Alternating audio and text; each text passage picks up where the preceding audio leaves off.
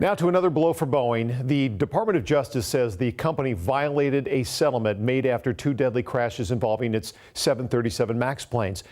This means Boeing could now face possible criminal charges. King 5's Cornelius Hawker spoke with a lawyer representing the crash victims' families. Cornelius. Greg, that lawyer I spoke to says today's announcement from the DOJ is a positive step that was a long time coming.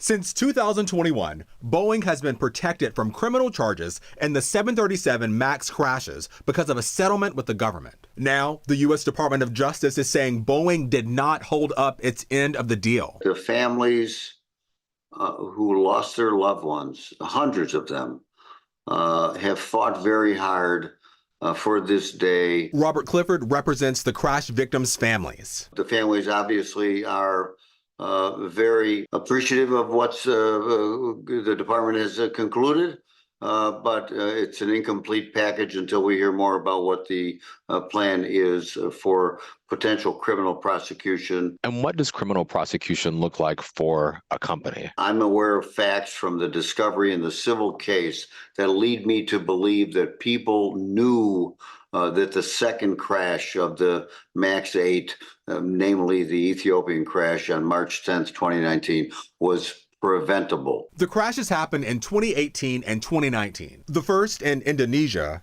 the second in Ethiopia. 346 people died. In January 2021, Boeing agreed to pay $2.5 billion to avoid a criminal charge accusing the company of defrauding regulators about the 737 MAX. In Tuesday's announcement, the Justice Department said Boeing failed to design, implement, and enforce a compliance and ethics program to prevent and detect violations of the U.S. fraud laws throughout its operations. There will be some transparency now associated with the review of the criminal conduct. Boeing has until June 13th to respond to the Department of Justice.